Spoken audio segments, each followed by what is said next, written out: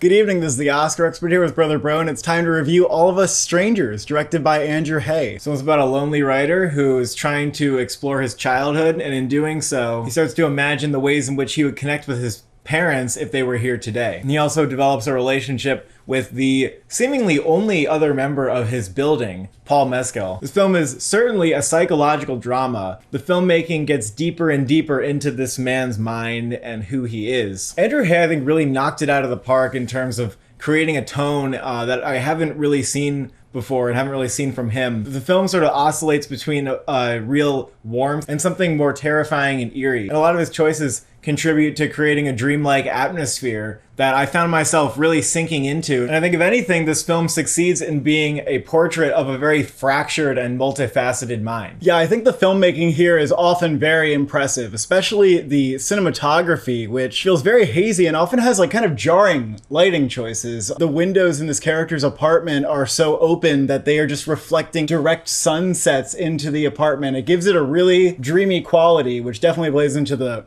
psychological elements of the movie. And also the gentle hypnotic score was great in creating a trance-like state. There are a lot of subtle framing choices that communicated volumes about the characters and the way they relate to one another. And I love that it was immersive just as a drama. You know, in many ways, this is the type of movie that I tend to really like. Something that puts you in a very subjective mindset, a movie that's really character focused, and for a good half or maybe even 2/3 of this movie, it was really working its magic on me. I thought there were some excellent and emotionally potent scenes between Andrew Scott and his parents. The movie capturing this deep need for this main character to connect with people who have already gone and for people from the past to understand him. It's something I don't think that I've seen a movie explore before, but this movie did unfortunately kind of lose me. Started to lose me slowly, and by the end, I was a little off the tracks. I didn't feel like I was lost until the very end, honestly, and I think I end up agreeing that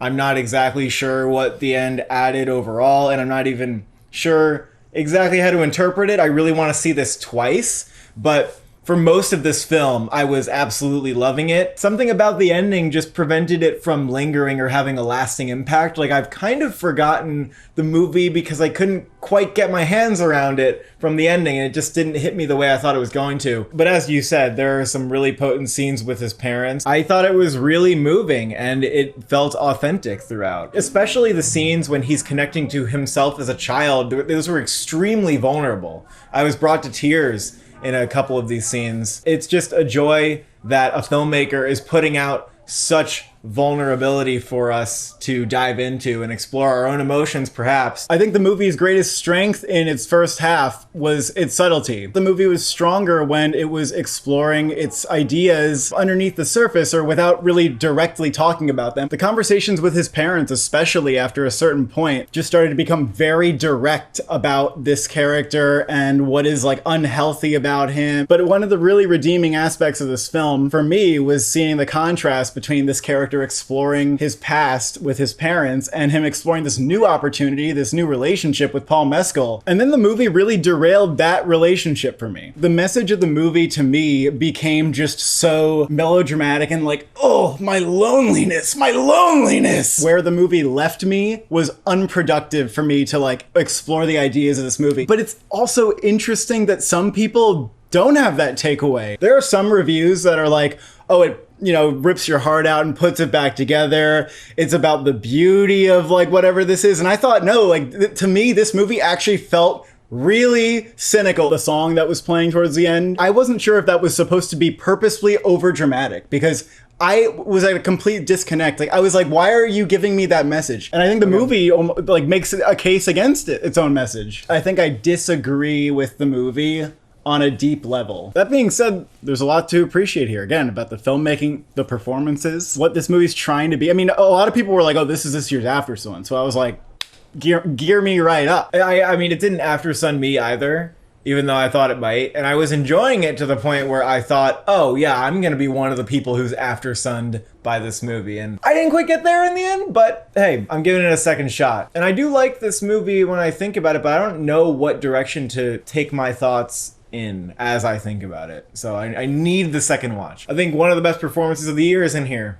Andrew Scott, how could you disagree with that? I don't really disagree with that. I think that he was excellent. I think that everybody in the movie was like really excellent. Yeah. I mean, I think him especially. I love this kind of acting where it starts on the inside and then it just comes out in the most real ways, especially because the dialogue could have been perceived as melodramatic. I like that the acting kept it kind of lower in terms of the subtleties. And the close-ups do Andrew Scott a whole lot of justice because his eyes do so much storytelling here. So much storytelling as he's wrestling with his pain and with the past. And I think Claire Foy was really excellent here. I think it's one of her best performances, actually. I think she's a real standout as the mother. Yeah, Claire Foy and Jamie Bell are both great. Yeah, and Jamie Bell was... He had a couple really memorable scenes. Some of the best scenes in the movie from him. Paul Mescal's really good in it, but I don't know if he's like doing something that I was amazed with. I just think he was really, really good. I actually kind of disagree. I thought he was going to another level. Like there's something about him that draws you in. I feel like he played the mystery of his character really well. I think that he was a great foil to Andrew Scott. Their relationship was really keeping me going through a lot of the movie. Last thing I really liked about this is that you don't really know where it's going. I relished in that because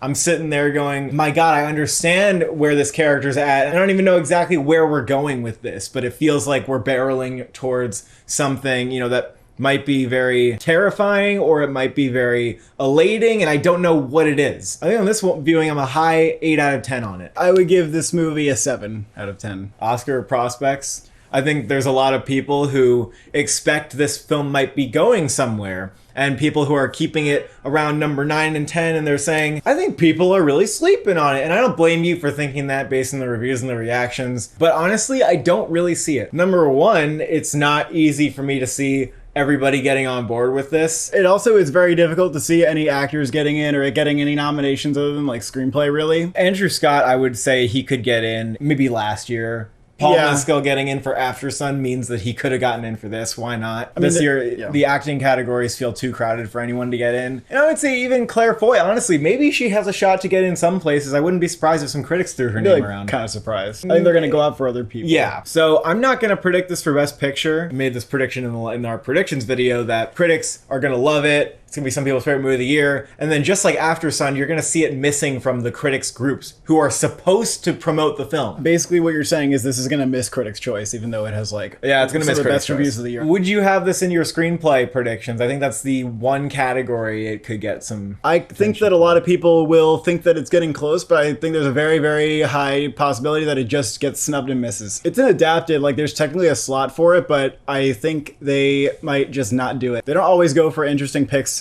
in screenplay. It does have some very memorable dialogue, though, and some of the scenes are really poignant. I wouldn't be surprised. It might be in my 5. It might be 5. I think it's the only nomination, really, prospect-wise. It might be number 6. Thank you for watching. Thank you for subscribing. Are you a stranger to people who don't know you?